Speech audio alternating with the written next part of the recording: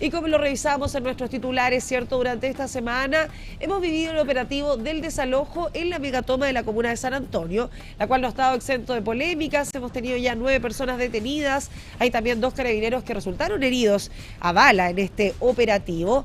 Pero hay una arista bastante importante que no hemos abordado, que precisamente es la infancia. ¿Cuántos son? En este campamento son más de 4.000 las familias que viven en este lugar.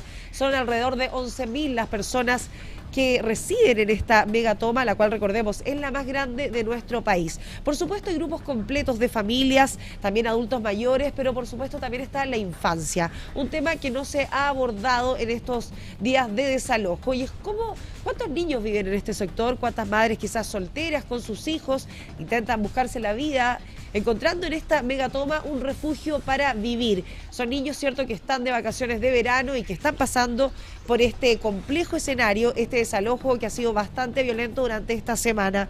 Y es por eso que vamos a conversar a esta hora de la tarde con Marcelo Sánchez, quien es gerente general de la Fundación San Carlos de Maipo. Y vamos a abordar este tema, cierto, la niñez que vive al interior de las tomas. ¿Cómo estás, Marcelo? Muchas gracias por estar conectado con Pura Noticia PM a esta hora de la tarde. Muy bien, Camila, muchas gracias por darle relevancia a este tema. La verdad es que generalmente los niños siguen siendo invisibilizados en estos espacios.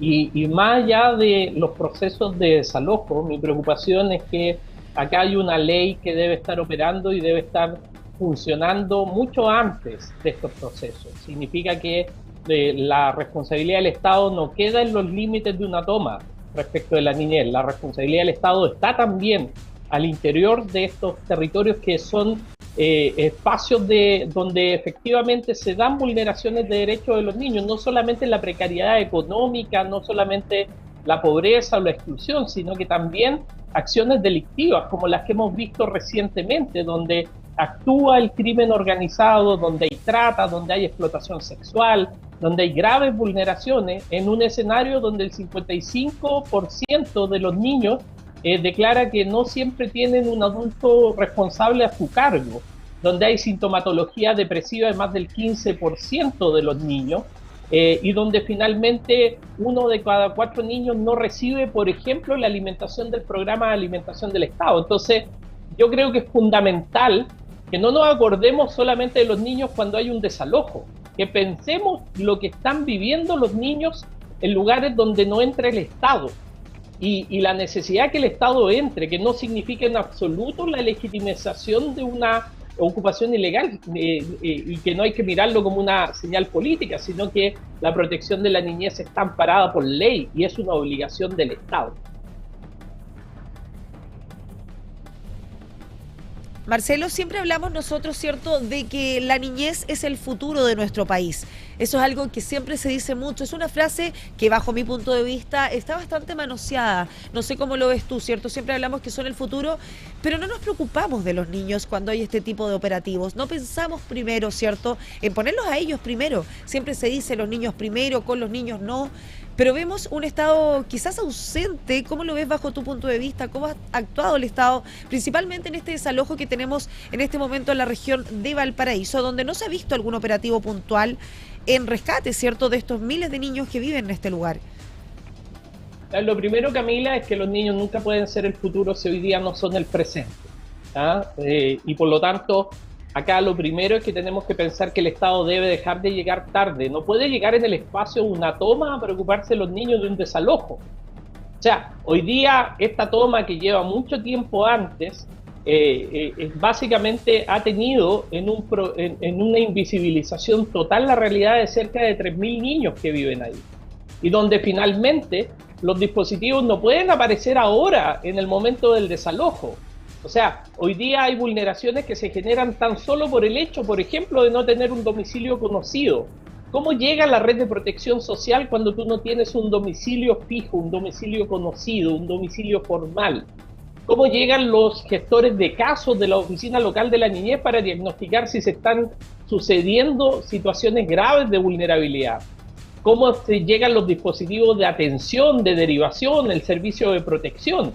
Es decir, esto es un trabajo que tiene que hacerse de mucho tiempo antes. Estos asentamientos precarios existen hace mucho tiempo. Y la evidencia ya nos mostraba que habían indicios claros que estas tomas son diferentes a las que habían en los años 60. Estas son tomas donde hay loteo, donde hay infraestructura gestionada, donde no solamente esto, sino que también hay un control que ampara situaciones de crimen y donde finalmente nos encontramos con el manejo del crimen organizado. Por eso que es tan grave esto. O sea, lo que evidenció estos actos criminales de ayer, el uso de armas de fuego, es algo al que hay que pensar a lo que están expuestos de estos niños permanentemente, sin ningún tipo de resguardo y ningún tipo de cuidado. Por eso que cuando hoy día, en medio del contexto de un desalojo, aparece esta necesidad, yo me pregunto dónde estuvieron los garantes antes. Yo me pregunto dónde estuvo el Ejecutivo antes, cuando había que entrar en esta toma, catastrar a los niños, introducir un programa de protección específica para la realidad de la infancia que hoy día está sufriendo estas consecuencias. Han habido situaciones muy graves. Por ejemplo, hace poco tiempo en el norte se constató el abandono de 6 niños que pasaban viviendo solos al interior de uno de los campamentos más complejos donde operaba el tren de Aragua. Por lo tanto, acá, si tú me preguntas, Camila, yo creo que más allá del desalojo, ¿qué se hizo desde antes? ¿Dónde estuvieron los dispositivos del sistema de protección? ¿Dónde estuvo la oficina local? ¿Dónde estuvo el servicio de protección? ¿Dónde estuvieron los garantes, los tribunales de familia, la Defensoría de la Niñez? Todo eso. Eso es un acto que tiene que ser previo al acto del desalojo. Tenemos que preocuparnos de esas familias que tienen niños pequeños, dónde vamos a poder relocalizar a los niños, si están expuestos a una situación de vulnerabilidad, si es necesario, por ejemplo, que se recurra a un sistema de cuidados alternativos para los niños mientras se resuelve las situaciones de precariedad. Entonces, creo de que lo que estamos viendo es que el Estado se acuerda tarde de los niños, y la verdad es que en esto se tiene que trabajar llegando mucho antes, se tiene que trabajar entrando en el territorio. No puede ser que estos territorios estén básicamente exentos de la mano y de la obligación del sistema de protección que establece la ley 21.430 sin excepciones del territorio nacional. Acá no hay territorios que estén, por así decirlo, que limiten la entrada del Estado para la protección de la niñez. Y más aún en este contexto donde a las vulneraciones de carácter económico, a la pobreza, a la exclusión social, se suman la exposición a riesgos como la violencia intrafamiliar, la trata, la explotación sexual, el consumo de alcohol y droga, el reclutamiento delictivo de niños y jóvenes para contribuir a organizaciones que operan al interior de estos territorios. No, esto no significa que todas las familias estén involucradas en delitos, pero basta una proporción muy menor que genere un ambiente de control territorial donde las vulneraciones a los niños se estén dando cotidianamente.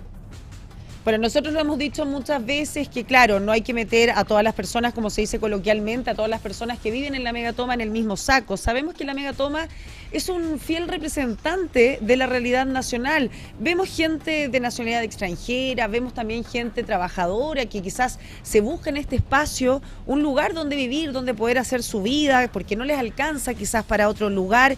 También vemos cómo el narcotráfico y el crimen organizado también es parte de esta megatoma. No nos podemos hacer aquí tapar el sol con un dedo, ¿cierto? Tampoco metemos a todas las personas en un mismo saco, pero sabemos y nos consta ahora por estos enfrentamientos, ¿cierto?, que se han vivido estos últimos días, que efectivamente sí hay crimen organizado y sí hay bandas al interior de la megatoma. Ya es una realidad que no se puede negar. Sin duda, este no es el lugar para que viva un niño.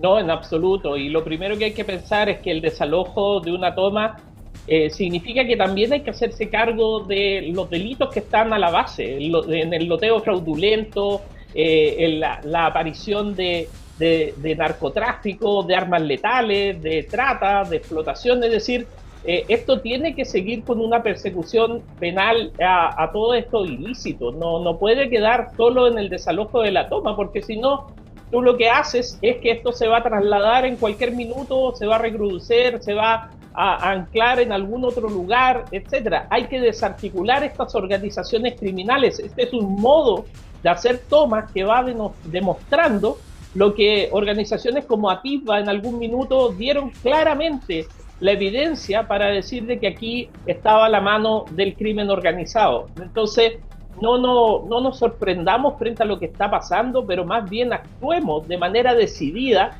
para no solamente desalojar la toma y hacer cumplir los fallos judiciales, sino que fundamentalmente desarticular aquellas redes que hicieron posible las organizaciones criminales que operan al interior y fundamentalmente proteger a la niñez. Y eso significa lograr aquellas condiciones necesarias para que los niños no sean vulnerados, para que crezcan en un lugar seguro, para que también estén en un entorno familiar que los proteja, que los cuide.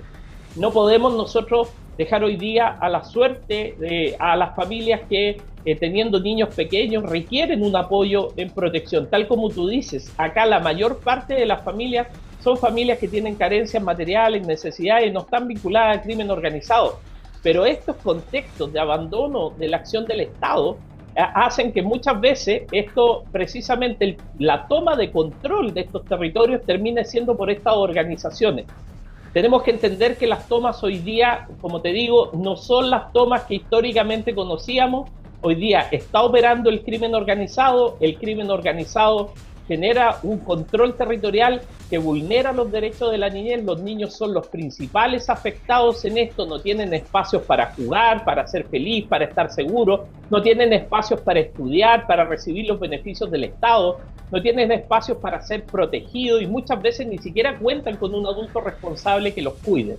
Entonces, creo que es fundamental que esta dimensión esté incorporada, pero no solamente cuando pensamos en desalojo, sino que hoy día el Estado tiene que entrar en las tomas, tiene que entrar en los lugares donde puedan estarse dando este tipo de situaciones.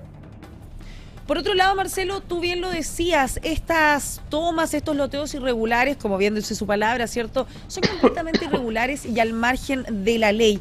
Se da el escenario propicio, ¿cierto?, porque también vemos, como tú lo decías, no hay direcciones conocidas, todo es irregular, todo es ilegal al interior de una toma. La megatoma de San Antonio particularmente está completamente organizada. Hay locales comerciales, vemos como hay mini markets, pero sin embargo todo es ilegal, ya que al no haber un lugar establecido es imposible que ese negocio tenga algún tipo de patente. Entonces se da el escenario propicio para todo tipo de irregularidades. Evidentemente, estos territorios lo que hacen es anonimizar aquellas acciones delictivas y a las personas y grupos delictivos que llegan ahí. Se aprovechan de la vulnerabilidad, de la necesidad de la mayor parte de la gente que vive en una toma y aprovechan ese espacio para ser anónimos y para ejercitar el comercio ilícito en todos sus frentes. O sea, los niños están expuestos a situaciones muy complejas y precisamente están amparadas esas situaciones complejas por el uso de la fuerza de estos grupos.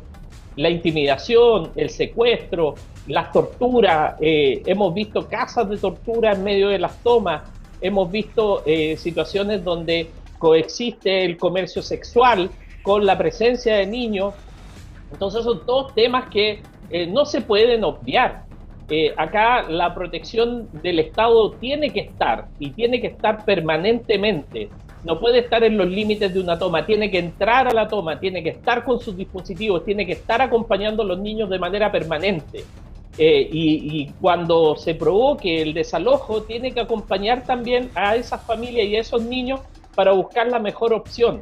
Pero para eso se hace un trabajo previo, se hace un trabajo que puede significar estar desde el inicio de una toma cuando están independientes, que como te digo, esto no significa legitimizar la usurpación de terrenos, todo lo contrario. Acá significa acompañar a los niños para que sean protegidos frente a las vulneraciones que existen en estos entornos. Entonces, es como, por ejemplo, cuando uno dice que va a apoyar a la víctima de un delito, de un robo, por ejemplo, con dispositivos de apoyo, etcétera, del apoyo a las víctimas. El apoyo a las víctimas, por ejemplo, no significa que uno esté legitimizando el delito, ¿ah? Más bien al contrario, es una cosa absolutamente necesaria.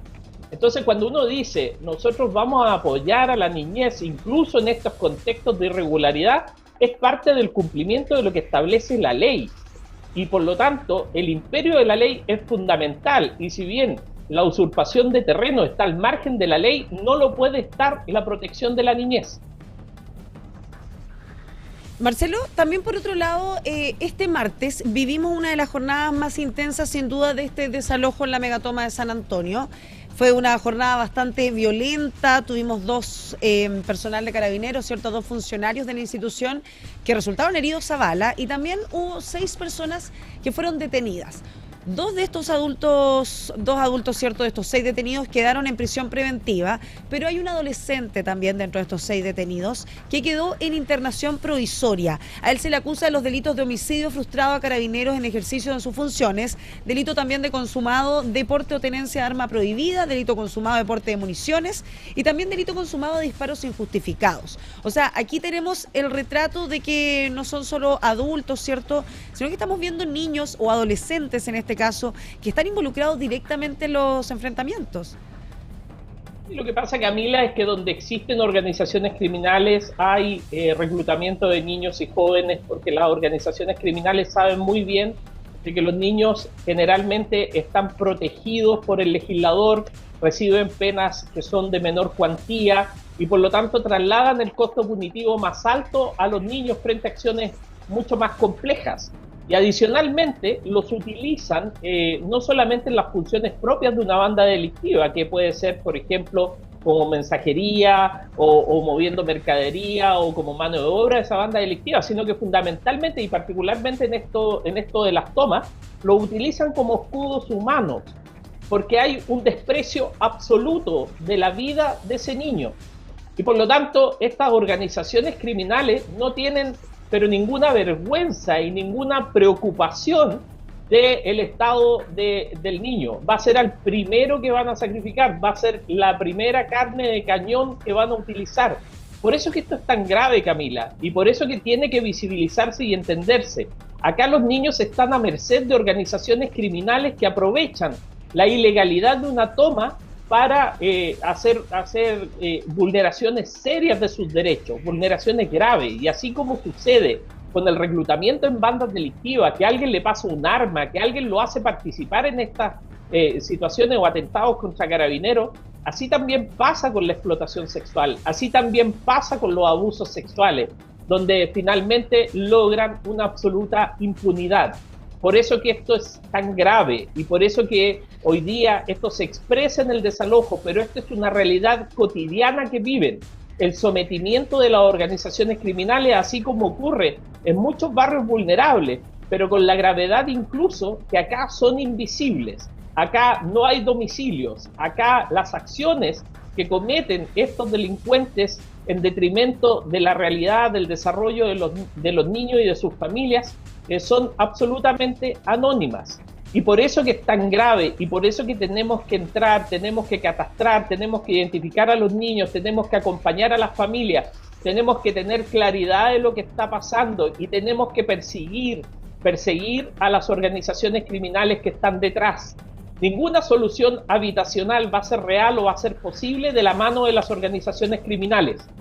Y son precisamente esas organizaciones criminales las que van a obstaculizar cualquier posibilidad de desarrollo real, porque a ellos les conviene estar atrincherados en el marco de la ilegalidad. Eso va a ser siempre imposible un desalojo si es que nosotros no atacamos a esas organizaciones criminales. Ese es el primer paso. Tenemos que desarticular esas bandas que están detrás. Tenemos que romper el negocio que ampara la construcción de estas tomas. Y tenemos que darle protección a las familias y a los niños para que puedan tener una solución habitacional en el marco de la legalidad. Sin duda, Marcelo, hay que hacer un catastro, porque hoy en día son niños que viven prácticamente bajo las sombras. Esa es la realidad. No tenemos la certeza, ¿cierto?, de quiénes son, cuántos son, cómo viven, no tenemos idea. Esa es la realidad que vive hoy en día la niñez al interior de la megatoma de San Antonio. Y me voy a quedar, Marcelo, con una frase que dijiste que sin duda la quiero destacar. No podemos llenarlos la boca, ¿cierto?, diciendo que los niños son el futuro del país, si actualmente no son el presente y si no están en la agenda hoy. Es importante que los pongamos primero hoy, no mañana, cuando ya es difícil.